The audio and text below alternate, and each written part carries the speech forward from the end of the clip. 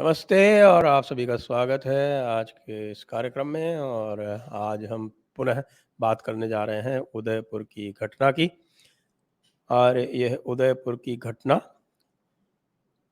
पहली तो नहीं है, लेकिन हाँ, विभत्सता में निश्चित रूप से एक नया कीर्तिमान स्थापित कर रही है। और इस पर बात करने के लिए हमारे साथ जुड़ गए हैं तुफैल चतुर्वेदी जी, आपके जाने पहचाने, और अभिषेक तिवारी जी भी जुड़ेंगे थोड़े समय के बाद। आपका स्वागत है तुफैल जी।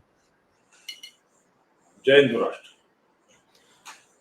आप इस उदयपुर की घटना को, जैसा कि आप जानते हैं कि जो ये पूरा का पूरा जिहादी हिंसा का तांडव है, ये तो लगातार चलता रहता है। किसी समय यूपीए के समय में ये इसका जो प्रकार था वो थोड़ा सा अलग था, और उस समय बॉम्ब ब्लास्ट होते थे और बड़े बड़े घटनाक्रम होते थे जिसमें एक साथ दर्जनों सैकड़ों मारे जाते थे। अब चूंकि थोड़ा सा मुझे लगता है कि इंटेलिजेंस बेटर है, तो अब इन्होंने अपना इसका तरीका बदल लिया है, लेकिन वो पूरा का पूरा कार्यक्रम वैसा ही है। इंटेंशन और जो नीयत है वो वैसी ही है। आप क्या सोचते हैं?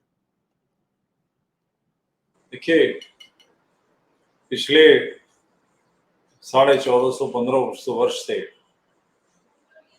सारी दुनिया में एक जंग चल रही है, एक युद्ध चल रहा है काफिरों और मोमिनों के बीच, जो इस्लामी मानते हैं कि कुफ्र कर रहे हैं, इनको खत्म कर दिया जाना चाहिए।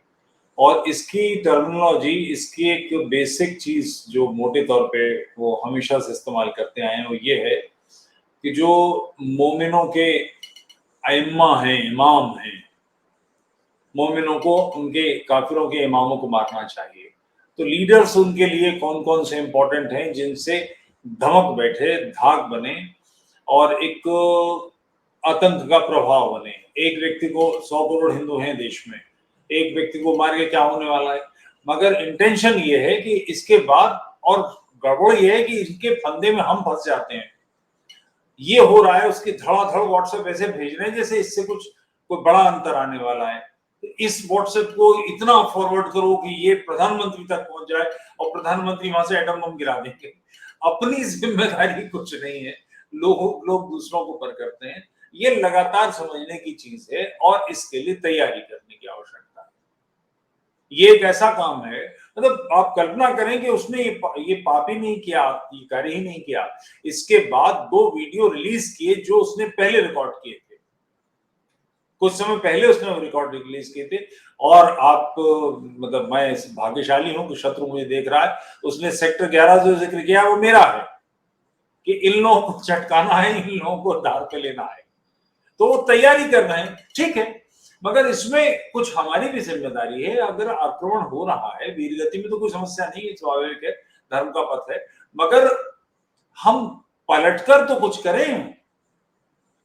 केवल चिंता, केवल बेचैनी, ये हो रहा है और प्रधानमंत्री ये कर दे और मुख्यमंत्री ये कर दे और राष्ट्रपति ये कर दे और सेनाध्यक्ष ये कर दे, इस किस्म की बातें। अपनी जीवन के संकट, उसके बचाने के समय मैं अपने जीवन को बचाने के लिए आक्रमण करने वाले का वध कर सकता हूं, ये मेरा कानूनी अधिकार है। इस कार्य का कोई कुछ नहीं करता, ये गड़बड़ झाला है। तो ये तो फिसाद फिल अर्ज है कि उनके हिसाब से इस पृथ्वी पर काफिर, मुशरिक, मुनकिर, मुल्हिद ये सारे गुनाह कर रहे हैं। और इसका गुनाह मुसलमानों के सर इसलिए है कि वो ये मानते हैं कि ये सब मुसलमान बर्दाश्त कर रहे हैं, यानी अपने से 5 गुनी संख्या को मत डाले। उनकी मानसिकता ये है, तो वो इस काम को करने के लिए तो वो लगातार। और खराब बात यह है कि सभ्य संसार अपनी पीठ पीछे हटाता चला जा रहा है, दीवार से लगाता चला जा रहा है।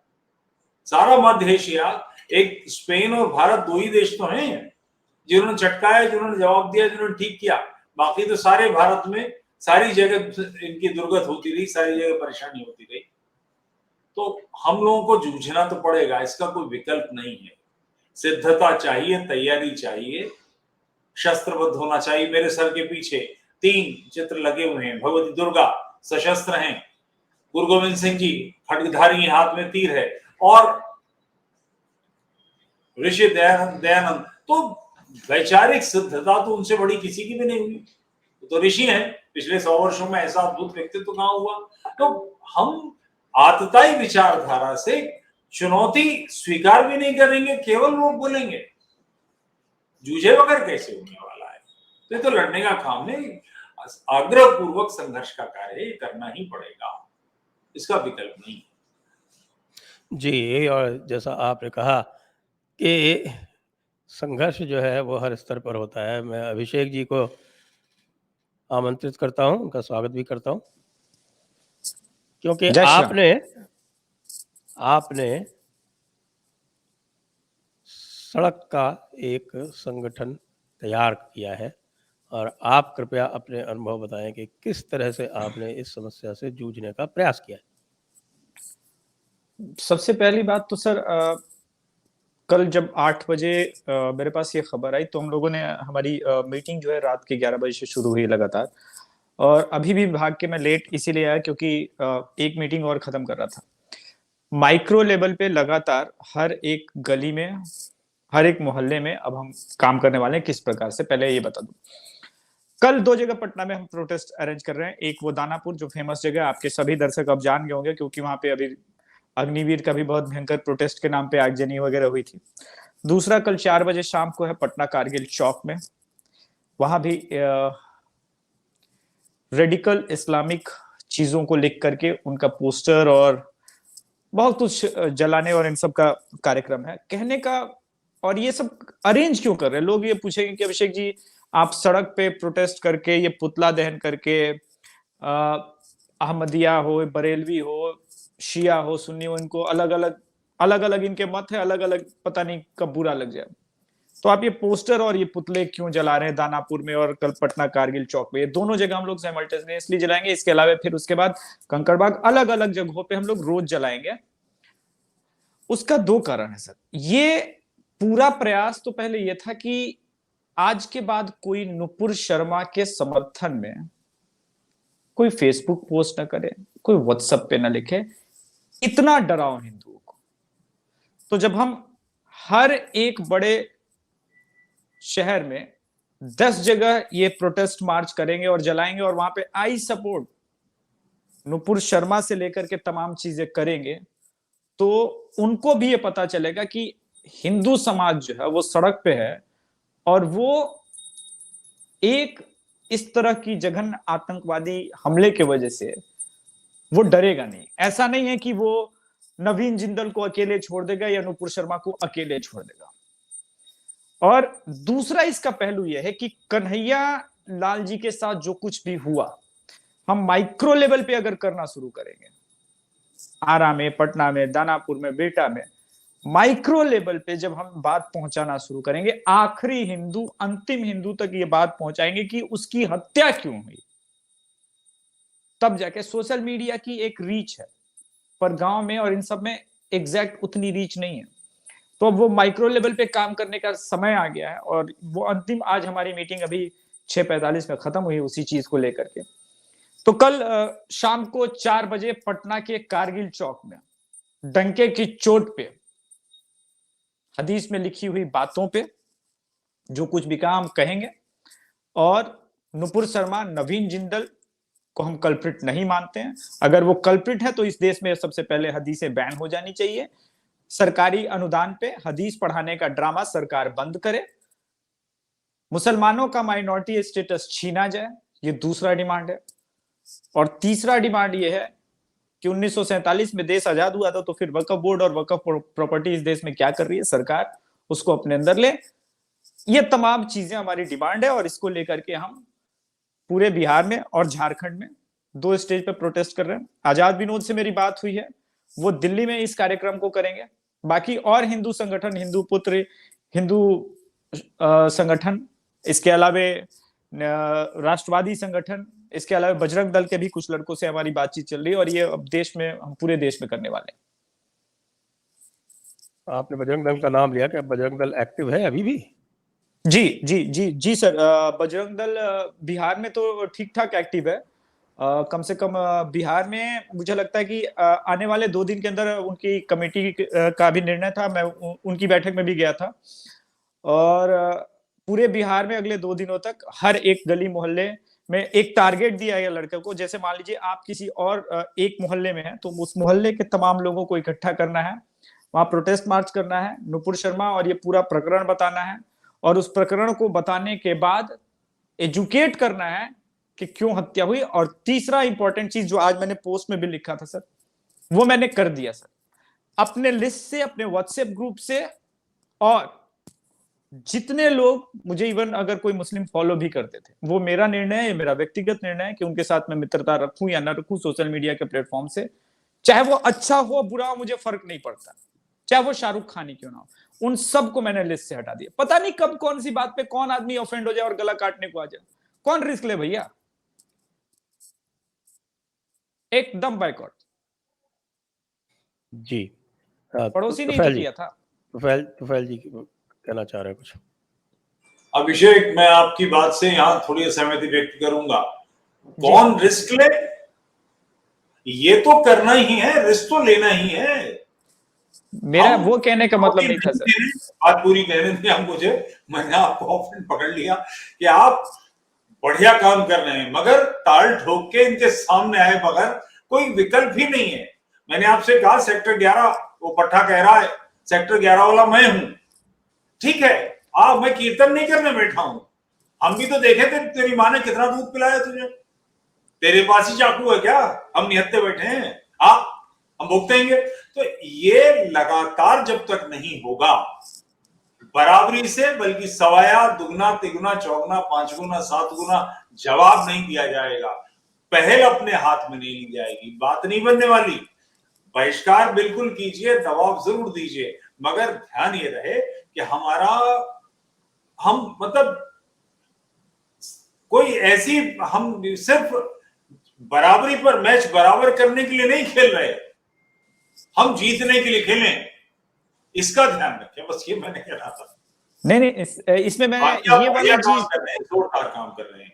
ये तुफैल सर, ये वाला जो निर्णय हमने लिया था उन लोगों के लिए, उन जैसे सोसाइटी में सर सबके पास, ये हम सब जानते हैं कि आत्मरक्षा के संसाधन जो है इस वक्त इस देश में हिंदुओं के पास 90%, क्योंकि सर ये मेरा जमीन पे देखा हुआ है, मैंने सर्वे किया है सर, किसी के घर में मुश्किल से सब्जी काटने वाली चीजें हैं, शहरों की मैं हालत बता रहा हूं, 90% लोगों के पास आत्मरक्षा का कोई ये नहीं है। तो उन लोगों के लिए हम सलाह देने वाले हैं, घर में जो गली मोहल्ले में ये जो कैंपेन चला रहे हैं हर एक गली में, कि भाई आप देख लो, क्योंकि हमारे पास तो सेल्फ डिफेंस का है, आपके पास अगर नहीं है तो कम से कम दूसरा पहला लेयर तो बना लो, उनसे दूरी बना लोगे तो वो ऑफेंड नहीं होंगे। क्योंकि जब आप अभिषेक को कॉल करेंगे, मान लीजिए दानापुर में मैं बैठा हूं, या फिर फुलवारी शरीफ में बैठा हूं, या फिर मुजफ्फरपुर में बैठा हूं, जब तक आप मुझे कॉल करेंगे, मेरे संगठन के 500 लड़के पहुंचेंगे, वो 15-20 मिनट का टाइम टेकिंग होगा। उस 15-20 मिनट के लिए वो क्या है, तो क्योंकि कन्हैया लाल को हम ये भी नहीं कह सकते ना कि वो किसी संगठन से जुड़ा था। तुफैल सर के लिए अगर आता है, संजय दीक्षित सर के लिए आता है, अभिषेक तिवारी के लिए आता है, मुझे कोई फर्क नहीं पड़ता, क्योंकि हम तो तैयार बैठे। लेकिन वो जो आम रोजमर्रा की जिंदगी में कोई किराने की दुकान चला रहा है, वो तो तैयार नहीं बैठा है। तो तैयारी का वो पहला काम वही एजुकेट करना है कि भाई एकदम दूरी बना लो, सोशल मीडिया से, जहां से भी, जैसे भी हो, एकदम दूरी बना लो, बेहतर रहेगा। जी। मुझे लगता है कि एक शो हमने कुछ दिनों पहले किया था, राजीव मिश्रा जी ने और तुफैल जी ने, और हमने कई सभ्यताओं के ऊपर चर्चा की थी। उसमें फिलिस्तीन भी एक था, कि किस तरह से यह जो एक बीमारी है वो जिहाद के अलग अलग प्रकार का उपयोग करके, और जो सहिष्णु बहुसंख्यक होते हैं उनको पहले अल्पसंख्यक बनाते हैं और उसके बाद उनको समाप्त करने का कार्यक्रम आरंभ कर देते हैं, क्योंकि उनके यहाँ तो सहिष्णुता का कोई प्रश्न है ही नहीं। तो यह अभी तो जो समस्या है वो मैनेजेबल है, नियंत्रण की जा सकती है। इसलिए this is the time to start. It is starting now. Tufail ji. ठीक बात, आप सही कह रहे हैं कि इस समस्या का ये समस्या पहले तो रिकॉग्नाइज करने की जरूरत है कि है क्या। हमारे हाथ से अफगानिस्तान कैसे क्यों निकला, पाकिस्तान क्यों निकला, हम कश्मीर से क्यों निकल आए, बांग्लादेश से क्यों निकल आए, मध्य एशिया हमसे क्यों छूटा, कि संख्या बढ़ती गई और उसके बाद दबाव की हमारी जीवन शैली भिन्न है। वो खाना खाने के बाद हड्डियां डालेगा, पड़ोस के घर में कोई और उत्पात करेगा, लड़कियों से बदतमीजी करेगा। इन सारी बातों में हिंदू क्या करते हैं, एकदम से पोस्टर लगा दिया कि हम घर बिकाऊ है, और इस बात को ऐसे सोचते हैं कि अगर ऐसी कोई घटना बिहार में हुई है, यूपी में हुई, तो महाराष्ट्र के 5,000 आदमी लड़ने आ जाएंगे क्या। यह हमारे स्तर से करने का काम है। अपनी संख्या बल का स्वयं से निदान करें। अच्छा, दूसरे मैं एक बात स्पष्ट करता चलूं, लोगों को इस सिलसिले में जो हल सूझता है वो ये है कि गुरुद्वारे में कृपाण मिलती हैं, तलवारें मिलती हैं। गुरुद्वारे की कृपाणें, वहां की तलवारें काम की नहीं होती। निहंगों के डेरे ढूंढिए, उनसे कहिए कि सर्व लौ, नाम याद रख लीजिए, मूठ से लेकर ऊपर तक सर्व लौ और धार लगा करते हैं। बगैर धार वाली खट मत लीजिएगा, किसी काम की नहीं है। शस्त्र आवश्यक है, मगर शस्त्र ऐसा जो काम का हो। ये जो गुरुद्वारे की हैं, या फिर आपको क्या नाम है इसका, अजमेर में मिलती हैं या जयपुर में मिलती हैं, ये जोर से पटक दिए टूट जाएंगे, ये किसी काम की नहीं है। प्रत्येक घर में शस्त्र होना चाहिए। लोग कहेंगे धारा 25 लगती है, ठीक बात है, धारा 25 लगती है, तो ये तय कर लीजिए कि जीवन आवश्यक है, धारा 25 आवश्यक है। जो बिल्कुल सारे काम नियमबद्ध कानूनी रूप से करते हैं। 1860 के आसपास अंग्रेजों ने हमसे शस्त्र कानून बना के हमारे हथियार छीने थे। कांग्रेस ने इसका विरोध किया था। अब आप कानून माने या ना माने, ये आपको देखना है, मगर शस्त्र प्रत्येक घर में होना चाहिए। ये तो असावधानी में मारे गए कन्हैया, नहीं तो कन्हैया के पास तो दुधारा है। वो जो कैंची है जहाजी साइज की, वही घोंप दे तो सारी आंतें बाहर आ जाएंगी, मगर उसे कपड़ा नापते हुए धर लिया उन्होंने। और जो दूसरा उनके साथी जो जूझ रहा था, जो आज अस्पताल में है, उसे भी नहीं सूझा ये कैंची चाकू से ज्यादा भारी चीज है। 14 इंच का टाका लगता है, एक बार मार दी जाए तो 14 टाके लगेंगे, खाट खड़ी हो जाएगी। तो हम गर्दन डाले बैठे हैं। आज शिकारी की नीयत भर जाएगी, आज परिंदे गर्दन डाले बैठे हैं, ऐसी हालत हमारी कैसे हो गई। भगवती जगदम्बा के उपासक हम सारे, हमारे देवता शस्त्रधारी, और हम हथियार छोड़ के बैठते हैं। आज जैसी स्थिति है, इससे कहीं ज्यादा भयानक स्थिति हमारे पंजाब में थी। पाकिस्तान वाला भारत का पंजाब, जब गुरु गोविंद सिंह जी ने पंच प्यारे बनाए थे, सिक्खी बनाई थी, उस समय भयानक बुरी हालत थी। लोग गांव छोड़ छोड़ के, शहर छोड़ छोड़ के जंगलों में थे। मगर चुनौती देनी पड़ेगी, इसका कोई विकल्प नहीं है। उस चुनौती का ही परिणाम आया। तिफल खुफ्ता वाशद हरी आए, जो फारसी में कहावत बनी कि बच्चों सो जाओ, हरि सिंह नलवा आ जाएगा। ये उस परंपरा, उस बीज के प्रस्फुटन का परिणाम है कि अफगानिस्तान थरथर कांपने लगा।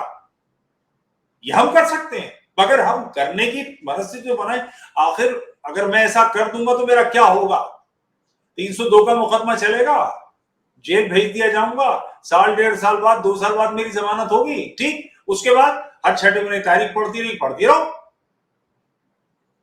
पौरुषवान होकर हम अगर मार दिए गए या हम मार देंगे तो क्या होगा? नहीं ऐसा होगा तो 1500 साल जिंदा रहेंगे। राष्ट्र की धमनियों में रक्त की जगह पानी दौड़ने लगा है, मोह हो गए हम। हर तरह से जूझने की मनस्थिति, युद्ध की मनस्थिति। 1300 वर्ष से युद्ध चल रहा है इस राष्ट्र में, दोनों कंधे काट दिए गए पूज्य भारत माता के। हम कब तक इस बात को बर्दाश्त करते रहेंगे? और इसका ये कि हम चिंता करें और चर्चा करें, इसका कोई मतलब नहीं। प्रत्येक घर में, प्रत्येक व्यक्ति को, अगर 7 लोग हैं और एक आखिरी बच्चा उस घर का 6 महीने का है, तो उसके नाम का भी एक शस्त्र होना चाहिए। प्रत्येक घर में शस्त्र रखिए। इसके लिए आप कैसे लाइसेंस लेंगे, क्या करेंगे, ये आप जाने, मगर अपनी सुरक्षा की व्यवस्था, सोना बेचिए, लोहा खरीदिए। कोई हिंदू घर ऐसा नहीं होगा जिसमें सोना नहीं है। इस सोने की रक्षा करने की कोई व्यवस्था है कि नहीं? जीवन होगा तो स्वर्ण काम आएगा। इस जीवन अनिवार्य चीज है, इसकी तुरंतता से व्यवस्था कीजिए और संख्या कम कीजिए, कोई बड़ी बात नहीं है। 100 करोड़ हैं हम, 20 करोड़ से 25 करोड़ से बढ़ना कितनी बड़ी बात है। एक पे 4 हैं हम। शुद्ध करने में, घर वापसी करने में लगातार इस पर जूझिए। और ऐसा नहीं कि नहीं हो रहा है, अगर किसी को इसमें शक है तो मैं इसका प्रमाण हूं। हफ्ते में 4-5 लड़कियां तो मुसलमान हिंदुओं से शादी कर ही रही है, लगातार हो रहा है। और अन्य जातियों में काम हो रहा है, नट शुद्ध हुए हैं, धोबी शुद्ध हुए हैं, कई जातियां हैं जो पूरी तरह से निपटाई जा रही हैं। लगातार काम कीजिए। ये लोग कई बार कहते हैं कि 47 में अगर विभाजन नहीं होता तो भारत की स्थिति और बुरी होती, मुसलमान जो पाकिस्तान बांग्लादेश में भारत के मिल गए होते। ये गलत सोचते हैं।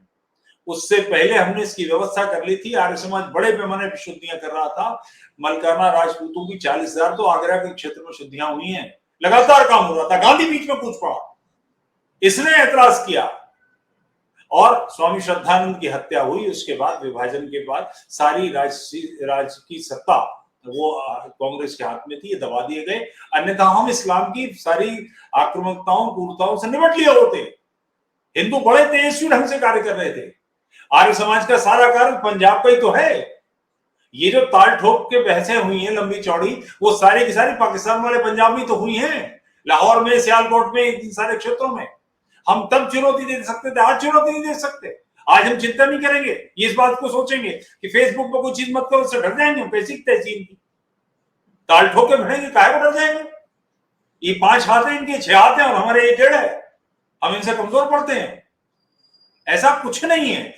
ये केवल मानसिक रूप से तैयारी, जैसे उस परिवार, उसके बगल का जो दर्जी था वो उसे तंग कर रहा था और वो, इस आदमी ने इसकी चिंता क्यों नहीं की।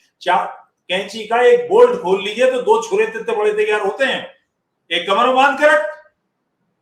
जब तुझे डर है कि तेरी दुकान पर हमला हो सकता है तो पुलिस में रिपोर्ट कर रहा है, तो तैयार अपने आप को क्यों नहीं किया।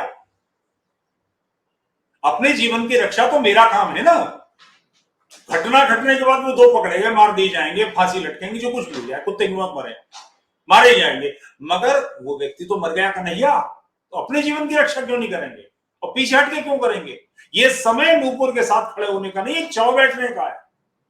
पूरी क्षमता से, पूरी सिद्धता से, पूरी वीरता से। हम चक्रवर्ती सम्राटों के वंशज हैं, ऋषियों की, महर्षियों को संतानें हैं। हम गांधी के औलादे नहीं है जो पूछ हिलाते रहे, करते रहे। तो पूरी सिद्धता के साथ बढ़िए, बिल्कुल आक्रामकता से आगे बढ़िए। विजय के अलावा कोई विकल्प ही नहीं है। या तो विजय या नष्ट, बस। वो हमारी स्थिति अब इजराइल वाली है कि या तो हम जीतेंगे या मर जाएंगे।